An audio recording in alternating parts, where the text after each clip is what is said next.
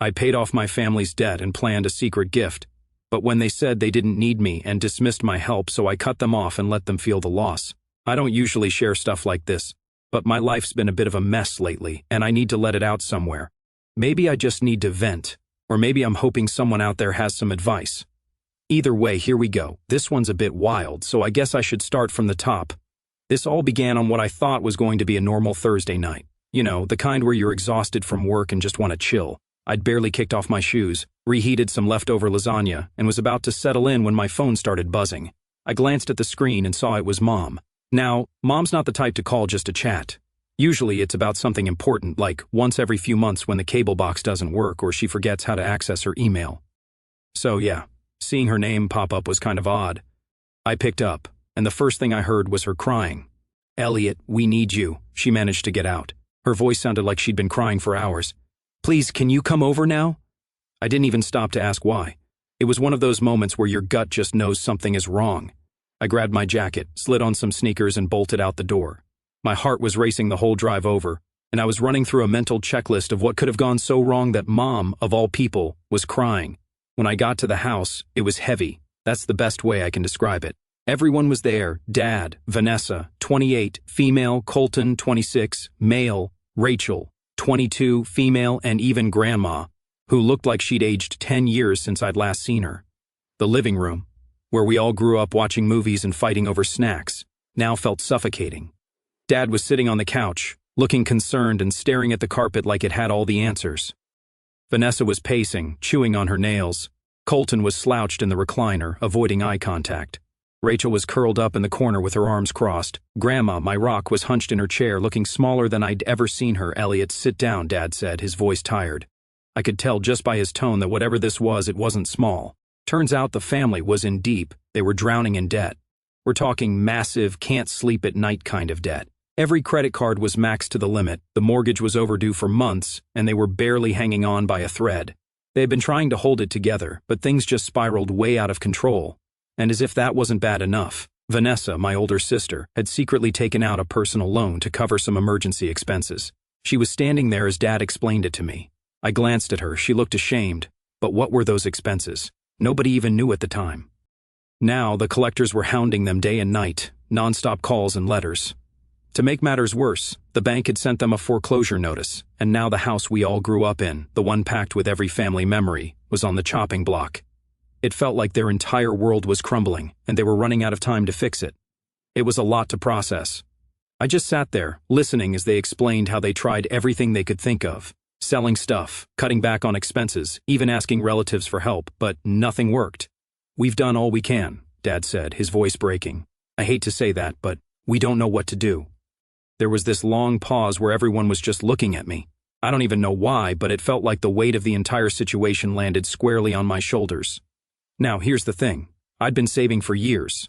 I worked my butt off at a pretty stable job and had a nice little chunk of money tucked away. The plan was to use it for something big, like life-changing big, but I'd always kept it to myself. Seeing my family like that, broken and desperate, I didn't even think twice. "I'll help." "Don't worry," I said. Over the next few days, I made it my mission to untangle the mess. I cashed out $70,000 from my savings, which was a massive hit, but I figured it'd be worth it. I started by paying off the most urgent debts, stuff like credit cards and utility bills, to stop the calls and letters. I even met with the bank to renegotiate the mortgage so they wouldn't lose the house. Vanessa's loan was tricky, but I covered that too, just to get the collectors off their backs. By the end of it, things were stable again. The family wasn't entirely out of the woods, but at least the house was safe and they had room to breathe. The reaction I got from them made it all feel worth it, though. Dad hugged me, a real tight hug, which isn't the usual him. "You're the hero of this family," he said proudly. And for once, I actually felt like I mattered to them. Mom cried, but this time they were happy tears. Even Vanessa, who's usually too proud to admit she needs help, said, "Thank you, Elliot. I don't know how to repay you." For the first time in forever, I felt appreciated, like I wasn't just the quiet one in the family who always stayed in the background. I thought that moment would stick, that maybe this was a turning point for all of us. But oh boy, was I wrong. At first, things seemed fine, actually better than fine. I felt like I'd made a real difference. Every time I dropped by, the tension that had hung over everyone seemed lighter. Dad was back to tinkering in the garage. Mom wasn't glued to the couch stressing over bills, and even Vanessa smiled a bit more. It was nice, but it didn't last. After a few weeks, the warmth started to cool off. Visits felt shorter, texts from the family became less frequent, and the gratitude that once felt genuine began to fade. I didn't think much of it at first. People move on, right? They were just busy getting their lives back on track. Or at least that's what I told myself. What kept me grounded, though, was the surprise I'd been planning for years. You see, long before all this debt stuff happened, I had a dream to buy my parents a new car. Not some luxury sports car or anything ridiculous, just something practical and reliable, but still fancy. Their old sedan, a clunky gray thing that groaned every time it started, had been on its last legs for years. That car was a running joke in our family. Dad called it Old Betsy, but Betsy wasn't running so much as limping. There was duct tape holding the side mirror in place, and the windows only rolled down if you smacked the buttons just right. I can't even count the number of times it broke down in the middle of nowhere. So I'd been saving for a replacement. It wasn't just about the car itself. It was about giving them something they didn't have to stress over, a way to say, "You've done enough for us, now let me do something for you." After the debt situation, I figured now was the perfect time. I started doing research. What kind of car would work best? Something spacious enough for family trips but modern enough to make them feel proud driving it. I eventually landed on a crossover, fully loaded with features I knew they'd love. Backup camera, heated seats, the works. It was sleek, silver, and brand new. The day I bought it, I was buzzing with excitement. I'd worked so hard for this moment, and I couldn't wait to see their reactions. My plan was all mapped out: drive it over, park it around the corner, and reveal it after dinner. I'd pictured the whole thing so many times. Mom tearing up, Dad grinning like a kid, and maybe even Vanessa and Colton giving me some actual props for once. Before heading out, I figured I'd give them a quick call to make sure everyone was home. Mom answered on the third ring, sounding a little distracted. "Hey Mom, you guys going to be around tonight?" I asked, trying to keep the excitement out of my voice. Yeah, I think so." "Why, what's up?" she replied, like she was half listening. "Just thought I'd swing by, hang out, you know," I said, playing it cool. "Okay, see you later then," she said before hanging up abruptly. No follow-up, no questions, just nothing. It felt a bit weird, but I brushed it off. Maybe she was just busy. The drive over was something else. I had the car cleaned, polished, and looking like a dream. Every time I hit a stoplight, I'd catch someone glancing at it, and I couldn't help but feel a little smug. I mean, this was a big deal.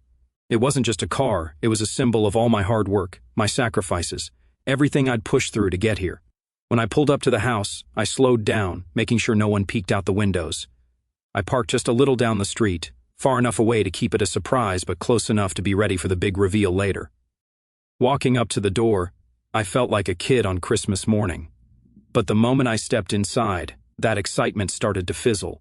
The vibe was really off. "Hey everyone," I said, trying to sound cheerful. Mom mumbled a hi, Dad grunted. The siblings were nowhere to be seen, but I could hear Colton's music thumping from his room upstairs, and Vanessa was on her phone in the dining room, scrolling unfazed. "Everything okay?" I asked, standing awkwardly in the doorway. "Yeah, fine," Mom said, eyes still glued to the screen. It didn't feel fine, but I didn't address it. I wasn't going to let the weird mood ruin the night. "I thought we could all have dinner together tonight," I said, trying to sound upbeat. "I've got something important I want to share with you guys after dinner." Vanessa rolled her eyes, still not looking up from her phone. "Is it going to take long? I have plans later." Colton yelled something unintelligible from upstairs, and Rachel, who must have been home because her shoes were by the door, didn't even bother coming out of her room. Dad sighed, closing the fridge. "Fine, let's just get it over with." I wanted to turn around and leave right then since the vibe felt off, but I'd already parked the car, already imagined how this night was supposed to go. So I stayed. We finally sat down for dinner, but it was painfully quiet. I tried to kick things off by thanking them for coming together. Before I could even start explaining my surprise, Colton came downstairs, chewing a piece of bread. "Can I borrow your car tomorrow?" he asked, cutting me off. "Mine's acting up again." I hesitated. "I need it for work in the morning, but maybe after—" Vanessa cut in, snapping. "Wow. So you can bail us out of debt, but you can't even lend Colton your car? Such a big hero you are, Elliot." My head snapped toward her. "Are you serious?" "I was just saying." Rachel finally came out of her room, arms crossed, scowling like I'd interrupted her entire life. He's always like this, doing stuff to look good, then acting like he's better than everyone. I couldn't believe what I was hearing. "What's wrong, guys? I've literally done nothing but help you," I said, trying to stay calm. Mom, who hadn't said a word since dinner started, decided to chime in. Elliot, we've got enough going on without you making everything about yourself. If you're going to cause drama, maybe you should just leave. Drama? I was there to give him a new car. How is that causing drama? Dad mumbled, we're not asking for your help anymore. Don't think you're the center of the world now. We don't actually need you. I was shocked. I didn't understand why all of them were suddenly throwing comments against me. Even Grandma mumbled something I didn't hear, but she looked disappointed. Something inside me snapped. I slammed my hands on the table, making the plates jump. Shut up! What the hell is wrong with you people? I shouted. I came here to do something good, and this is how you treat me. It seems I got something you guys don't deserve. I stood and stormed outside the house. They all followed to see what was going on. When they finally shuffled outside and caught sight of the brand new car parked out front, their faces were priceless. Smugness gone, replaced by pure, unfiltered shock. Mom's jaw literally dropped, Dad froze mid-step, and Vanessa looked like she'd just seen a ghost. This, I said, pointing to the car, my voice sharper than I intended, was supposed to be for you. I've been saving for years to get you something reliable, something nice. But you know what? You don't deserve it. Vanessa, always quick to speak up, stepped forward. Elliot, wait, no. I cut her off, my voice firm. You've all made it perfectly clear how you feel about me. I'm just the guy who cleans up your messes. Fine, but don't expect anything else from me. Not anymore. The air was thick with silence, the kind that feels like it could crack glass. I turned to leave, ready to put all of it, them, behind me. But then, out of nowhere, Grandma shuffled outside, clutching her purse. I hadn't noticed before. What are you doing, Grandma? Vanessa asked, confusion written all over her face. Grandma straightened her back and looked Vanessa dead in the eye. I'm going with Elliot, she said, her voice steady and calm, like she'd already made up her mind ages ago. The family erupted into chaos. Mom almost fainted, Dad tried to hold her, and Vanessa launched into a barrage of questions. What do you mean you're going with Elliot? You can't just leave. But Grandma wasn't fazed. She turned to me, her eyes full of determination. You've always been the only one with a good head on your shoulders, Elliot. I'm done with their nonsense. She walked over, opened the passenger door, and climbed into the car like she belonged there. I didn't even have time to process it. I just got in the driver's seat, started the engine, and pulled away. I didn't look back. The drive with my grandma next to me, after all I planned for, was awkward for a good while. The car was silent except for the hum of the engine. I was still replaying everything that had just happened when Grandma broke the quiet. Elliot, she said softly, her tone serious in a way I wasn't used to, there's something I need to tell you, and you might want to pull over for this. Her words hung in the air like a challenge. I glanced at her, trying to read her face, but she just stared straight ahead, calm as ever. I didn't pull over. I wasn't in the mood for another disappointment. I was already fuming from how the night had gone. I tightened my grip on the steering wheel and kept driving. Whatever it is, just say it, I muttered. She sighed, shaking her head. Stubborn, just like your grandfather. That got my attention. She rarely talked about Grandpa. He'd been gone for years, and any time his name came up, she'd get misty-eyed and wave it off like it was too much to deal with. But now, she seemed different. You're not going to like this, she warned. Grandma, I said, exhaling sharply, after tonight, I think I can handle just about anything. She leaned back in her seat, her hands folded neatly in her lap, and finally said, Your grandfather left me money, a lot of it, when he passed. More than you could imagine, and I've been adding to it over the years. I was confused. What? I thought you lived on a fixed income. You've always said Social Security barely covered your bills. That's what I wanted everyone to think, she said, her tone matter-of-fact. You've seen how your family acts. Do you think they'd leave me alone if they knew I was sitting on a small fortune? I let that sink in. Grandma, the same woman who once refused to turn the heat on in the winter because it cost too much, had been hiding money from the entire family.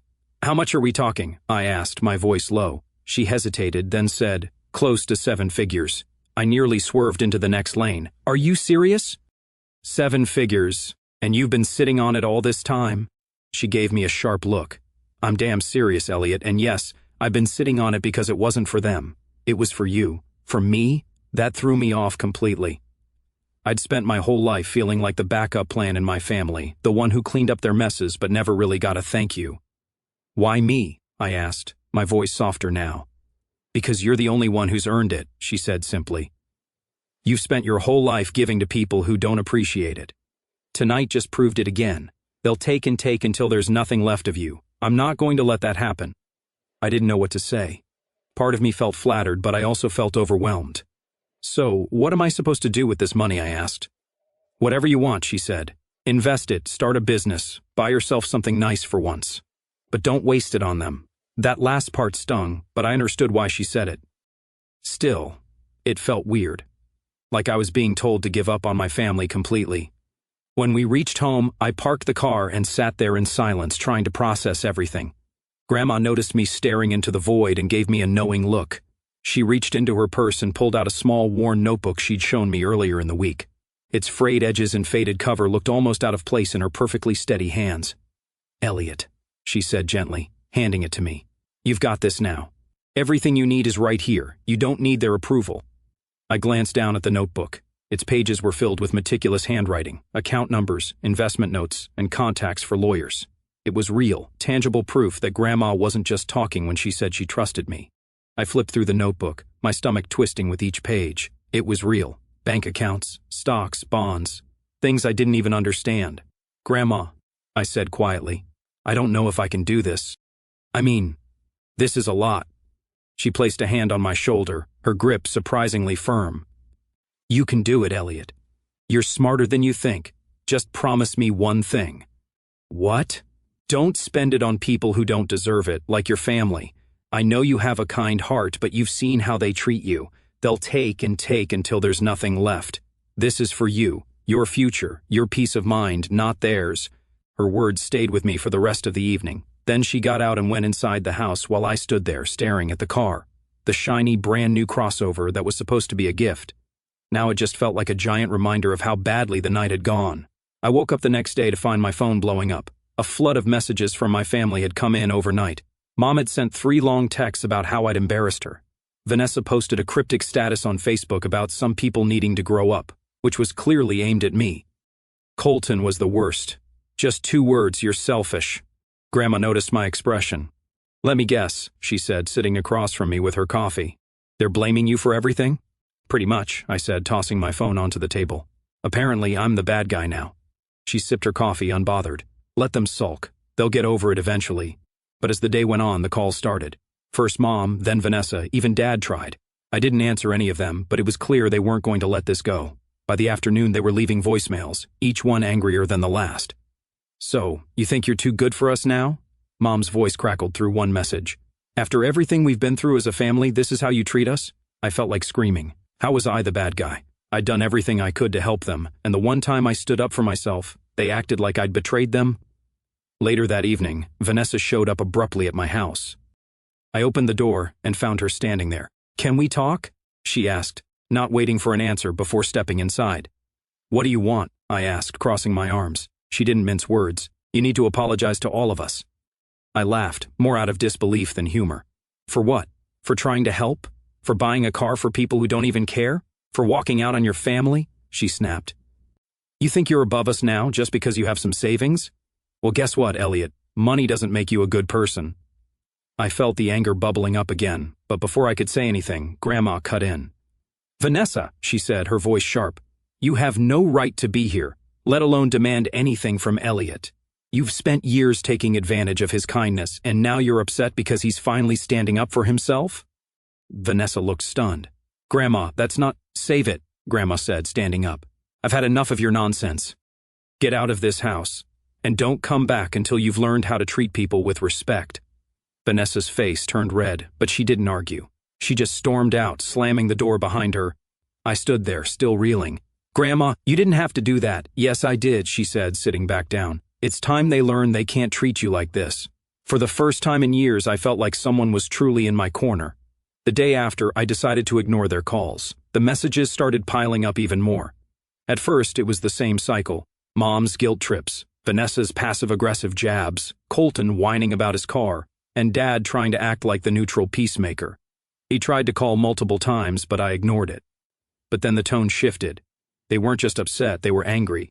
Elliot, you're acting ridiculous, Mom texted. Family, we've been through so much together, and now you're just walking away like we mean nothing to you? I ignored it, or at least I tried to, but it was getting harder to keep my cool. Every notification felt like a reminder of how deeply they didn't understand me. Grandma, on the other hand, was the picture of calm. She noticed me pacing around the kitchen, phone in hand, and raised an eyebrow. "Still letting them get to you, huh?" "They're relentless," I said, slamming my phone onto the counter. She sipped her coffee unfazed. "Let them be. They'll scream and cry and throw tantrums, but eventually they'll realize they can't control you anymore." But they didn't give up. And then came the night where everything in my life turned upside down. That night, Grandma and I decided to get out for a bit. We ended up at a small cafe where she insisted on treating me to coffee and pie, saying we both needed a break. For a while we just sat there, talking and laughing. It was a rare moment of peace away from all the family drama. But when we got back home, the driveway was full. Vanessa's car, Colton's truck, and my parents' sedan were all parked there, taking up every available space. My stomach dropped. "They really don't know when to quit," Grandma muttered, shaking her head. The second we stepped inside, the tension hit like a wall, and the ambush began. "This has gone far enough," Dad said, standing in the middle of the living room like he was about to deliver a verdict. "We're taking Grandma home." I set my keys on the counter, trying to keep my composure. "She's not going anywhere, Dad. She made her decision." Mom stepped forward, her face tight with frustration. "She's confused, Elliot. She's old. She doesn't know what's best for her anymore." Before I could respond, Vanessa pulled out a piece of paper and waved it in my face dramatically. "This is a power of attorney form. We've already spoken to a lawyer. If Grandma's not in her right mind, we're taking control of her finances and decisions." That was it. I clenched my fists, my voice low and sharp. "You're not taking anything from her." Grandma stepped forward, her voice clear and unwavering. "You think I don't know what you're up to," she said, her voice loud and clear. "I've been dealing with your nonsense for decades. Let me tell you something. You're not taking control of anything. I've already spoken to my lawyer, and everything I have is going to Elliot. Every last penny. There's nothing you can do about it." The room exploded. Vanessa started yelling about fairness. Colton accused Grandma of being manipulated, and even Mom and Dad looked stunned, like they couldn't believe she'd gone behind their backs. But the chaos stopped cold when Vanessa shouted, "If you don't give us what we deserve, I'm going to tell Elliot the truth about his perfect little childhood." Everyone froze. I turned to look at her, my heart racing. "What are you talking about?" I demanded. "Vanessa, don't," Dad said, his voice low and warning. "Why not?" Vanessa snapped. "He deserves to know." "Deserves to know what?" I asked, my voice louder now. Vanessa crossed her arms, glaring at Dad. "You're not his biological father, are you? Mom had an affair before he was born, and you just decided to raise him like it never happened." I couldn't believe what I was hearing. My chest tightened, and for a moment it felt like the room was spinning. "That's enough!" Dad roared, his face red. "No, it's not enough," I said, my voice shaking. "Is it true?" Dad hesitated, his eyes darting to Mom, who was now crying silently. Finally he nodded. "Yes, it's true. But it doesn't change anything. I raised you. You're my son." I stumbled back, trying to process everything. My entire identity felt like it had been ripped out from under me. "You lied to me," I said, my voice barely above a whisper. "We didn't want to hurt you," Mom sobbed. "We thought we were doing the right thing." I shook my head, stepping forward toward the living room. "You didn't do it for me. You did it because it was easier for you." Vanessa looked smug, but Grandma wasn't having it. She stepped beside me, her hand on my arm. "You don't owe them anything, Elliot," she said firmly. "Not after what they've done." I nodded, taking a deep breath before turning to the group. "You've all crossed every line, and I'm done. Get out of my house. All of you." Mom gasped. "Elliot, wait, don't—" "No," I cut her off, my voice steady but cold. "You lied to me, manipulated me, and now you're trying to control Grandma. You don't get to stay here and throw your guilt trips around. Leave. Now." For a moment they all stood frozen, their shock almost comical. Vanessa recovered first, her smugness replaced by indignation. "You can't just throw us out like this." "Watch me," I replied, crossing my arms. "The door's that way." Dad stepped forward, looking like he wanted to argue, but Grandma raised her hand. "Don't bother, Robert. He's right. You all need to go." With a few muttered protests and some glares thrown my way, they started gathering their things and shuffling out. Dad paused at the door. "Elliot, don't do this. Don't let this tear us apart." I stared him down. "You already did that when you lied to me." I shut the door behind them and leaned against it, the weight of the confrontation settling over me. Grandma gave me a small smile. "I'm proud of you," she said softly. The next few days were a blur. I barely ate or slept, my mind spinning with everything I'd learned. Grandma tried her best to comfort me, but there wasn't much she could say to ease the blow. But one thing was clear, I was done. Done with their lies, their manipulation, and their constant demands. For the first time, I was finally free. At least that's what I told myself. In the days that followed, freedom didn't come with the sense of peace I'd expected. I felt raw, like everything I thought I knew about my family had been stripped away. Grandma and I settled into a quiet routine, but no matter how hard I tried to distract myself, organizing the house, binge-watching old crime dramas, there was a gnawing emptiness I couldn't shake. About a week later, I got the letter. It was a plain envelope, no return address, just my name scrawled in Dad's messy handwriting. My first instinct was to toss it. After everything they'd put me through, I didn't owe them anything. But I tore it open just to see. Inside was a single sheet of paper. Elliot, there's something you need to know. Come to the house on Sunday at 3 o'clock. Bring Grandma. I stared at the note for what felt like forever. What could he possibly have to say that hadn't already been said? Part of me wanted to ignore it altogether, but another part, the part that still hoped for some kind of closure, couldn't let it go. When I showed the letter to Grandma, she frowned but didn't seem surprised.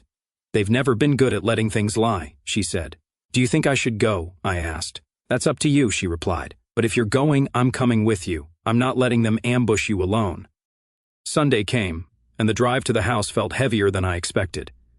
Grandma sat quietly in the passenger seat. She didn't say much, but I could tell she was thinking just as much as I was.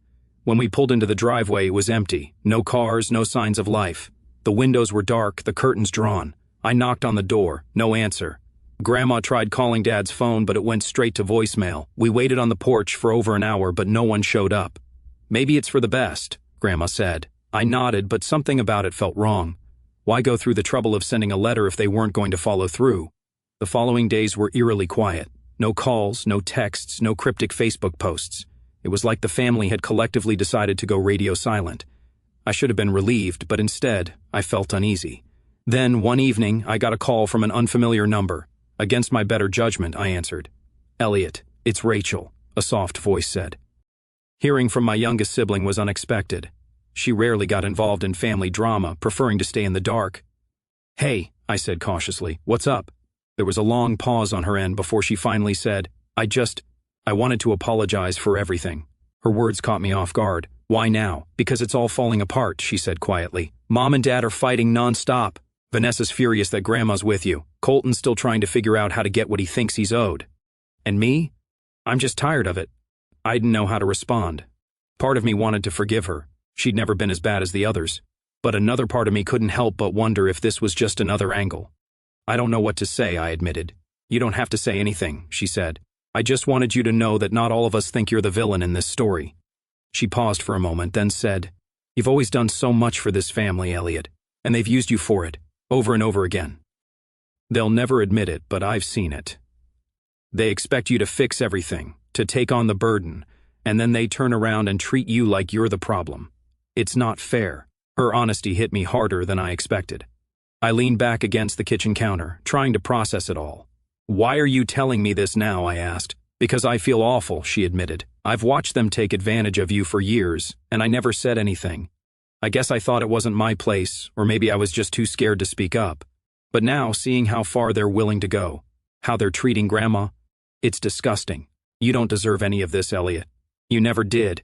I swallowed hard, emotions bubbling to the surface that I wasn't ready to face. Thanks, Rachel. That means more than you know.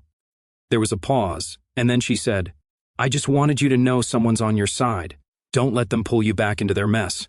I won't, I said, my voice steady. Not this time. Her words stayed with me long after the call ended. I thought there was a sliver of hope for some kind of reconciliation, and at that point, all I wanted was to have some peace of mind. A week later, I got another letter, this time from a lawyer's office. Inside was a formal notice about Grandpa's estate. Something about a final review of assets. It didn't make sense. Grandpa had been gone for years, and as far as I knew, everything had already been settled. I showed the letter to Grandma, and her face darkened. This is their doing, she said. They're trying to dig up anything they can use against us.